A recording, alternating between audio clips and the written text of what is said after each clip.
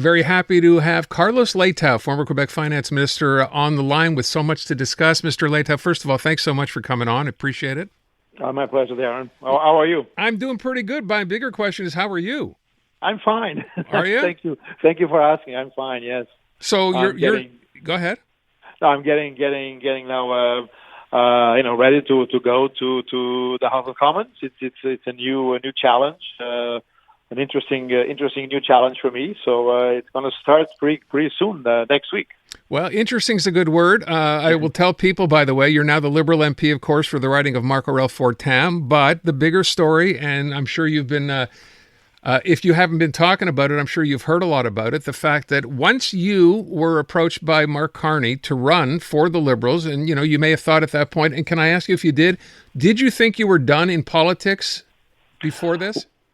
Well, yes, I thought so. When I retired after the provincial election of 2022, I retired for good, and I was enjoying my semi-retirement actually, because I was on the board of the Bank of Canada, and I was enjoying that very much. What changed was in a word, Trump. So the very serious economic challenges that Canada is facing because of the unpredictability and chaos generated by the U.S. administration. And then I felt like, if I can contribute to proposing solutions to this very complicated conundrum, then I felt that was my duty to do so, and so I did. So can I ask at that point, once you made that decision, did you reach out to Mark Carney or did he reach out to you? No, I reached out to the folks at the Liberal Party of Canada that I know, that I've known for a long time, but here in Quebec. So the Quebec team, the Quebec LPC team. And that's how the conversation started. But you, and I think we discussed this earlier, you knew Mark Carney. You both worked in sort of the same sort of banking circles over the years. Had you had discussions with him in the past about this? Not since he came into he decided to come into active politics. No, we had crossed paths a few times before in the past few years. When he was the United Nations envoy for climate change and the sustainable finance, we crossed paths there, but not since he made his decision to come into. So when you decided you wanted to go back, you brought up Donald Trump as the rationale for this. Were you expecting, as pretty much I think everybody else was, that you would get a cabinet post? Well, no, I'm not that. No, because I know well how these things work, and frankly, there were no promises and no guarantees, and I understand full well how complicated it is to compose a federal cabinet in a country like Canada with all its regional peculiarities. So there were no promises made. Mm-hmm. Promises made aside, did you have an expectation that you might get a cabinet post of some kind? Well, yes. I would be lying if I said no, because we had discussions with members of the team and with the Prime Minister himself. We had discussions in the last couple of weeks or so, and very nice discussions, very very nice exchange of views. And again, there are only 28 ministers, and they have to be people from all provinces, men, women, urban areas, rural areas. So it's quite a complicated puzzle to form a cabinet, but also in the House of Commons, there are some interesting challenges there as well. And then I'm sure that I can put my expertise to good use in counseling the current cabinet members. So again, I don't want to belabor the point, but Tom Mulcair, and I remembered the quote. He said one of the biggest shocks of Mark Carney's cabinet was the absence of Carlos Leitão. Were you blindsided at the end by the selection of François-Philippe Champagne? No. Honestly, that I was fully expecting that Monsieur Champagne would be the finance minister, but there were other possibilities in an economic position. But again, there's plenty of opportunity to do so in cabinet committees, parliamentary committees, informal or more formal caucus discussions. So there's lots of work to be done. That's not a shortage of that. But you heard, I'm sure, from everybody else, because I read what Tom Mulcair said. Everybody we talked to, every analyst we spoke to, basically said the same thing, which was we expected it would be Carlos Leitão. In essence, how could it not be Carlos Leitão? Well, as you know, there are 7 ministers from Quebec.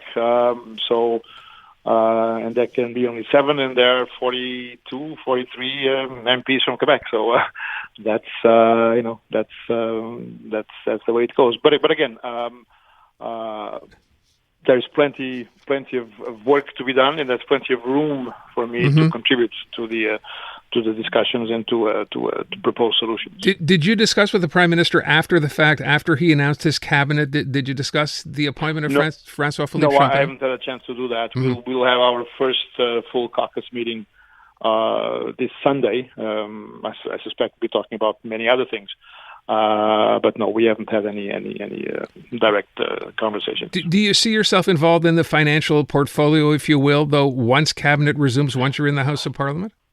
I would see myself more on a kind of macroeconomic position, offering solutions on or proposing solutions on how to redirect and refocus the Canadian economy, particularly when it comes to reinforcing our trade relationships with countries other than the United States. The Americans are still our neighbors. They'll always be our neighbors. The geography doesn't change, but we need to lessen our dependency on that market.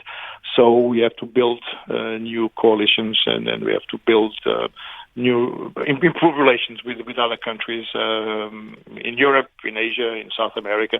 So there's many opportunities to do that, and I'll contribute to those discussions. So of course, that on the first day or after the cabinet was introduced, François-Philippe Champagne was asked a question about a budget. He came out and said, no, there'll be no budget. There'll be a fall economic update. And then, of course, 2 days ago, when the Prime Minister was in Rome, he said exactly the opposite, and there would be a budget introduced before the end of the year. How did that catch you by surprise? Well, I think I was not expecting a budget right away, because it does take time to come up with one, and I'm sure that we want to have a budget that reflects the state of the economy. So it will take time to get a good read on what is going on and where we are going in terms of tariffs, in terms of external trade. So it makes sense to wait a few months to come up with a budget. And if the budget is in September, October, rather than June or July, I think it's actually better to have a budget a few months down the road, so we will have time to really come up with a solid document. I would ask one other thing that was asked of me earlier when I said you'd be joining me, which was, okay, here you are, the former Quebec finance minister, maybe, historically one of the best finance ministers we've ever had. You find yourself now as a federal, MP, which is great, but not in a position of authority with respect to finance, although, as you said, I'm sure you'll be consulted over, issues. But the question was, are you prepared now, just as, someone as an MP, to spend the next, say, 2 years? Let's face it, it's a minority government, at least it is for now, and the elections tend to happen within 1.5 to 2 years. Are you prepared to spend that time there as basically a backbencher? Absolutely, for 2 reasons. The first reason is that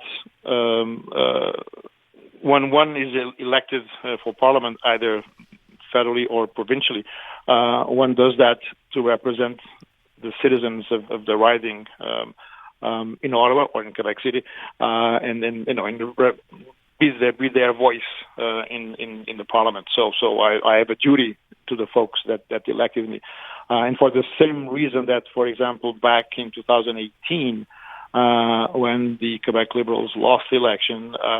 A lot of folks were also saying, I don't know if you recall, but lots of folks in the commentary business were saying, "Oh, Leitão, he'll never stay 4 years in the opposition. He'll jump to some." No, I stayed my full term in the opposition because I had been elected, and my duty was to represent the folks that elected me. So that's the first reason that I will fulfill my mandate. And the second reason is that, again, as I said, there's I don't see myself as a backbencher. I see myself as someone that can contribute to the discussions, to proposing solutions, building consensus. Making sure that different views of the world, because we don't all think alike, and that's a good thing. That we can try to view my role as one of the building consensus, and then bringing, and this is also important, and I end with this, and bringing to Ottawa, I guess, the voice of the provinces, in the sense that Canada is a federation. And the provinces have an important role to play, and then we have to be able, as a federal government, we have to be able to work collaboratively with the provinces, and since I was in a provincial government for a while, so I'm perhaps more aware than some of my colleagues of the realities of the provincial government. So if I can help in that sense, that will be constructive as well. I have two quick questions to ask before I let you go. The first is, has François-Philippe Champagne reached out to you at all? We have spoken, not since the day of the swearing in. I think François Philippe he's been a little busy these days. He's now in Banff, and he'll have to table some legislation soon, and then the G7 meeting and everything. He's in Banff with the finance minister of the G7. So no, we haven't spoken directly, but we had spoken before during the election campaign. We crossed paths. We had some discussions, and we'll continue to work collaboratively. Okay, and the final question I would ask: so you have a pretty good idea of what this government is looking at and what Marc Carney might be looking at. What do you consider to be the biggest financial challenge for this government, for your government? Well, I think we have two challenges. One is, as we said during the election campaign, we intend to spend less and invest more.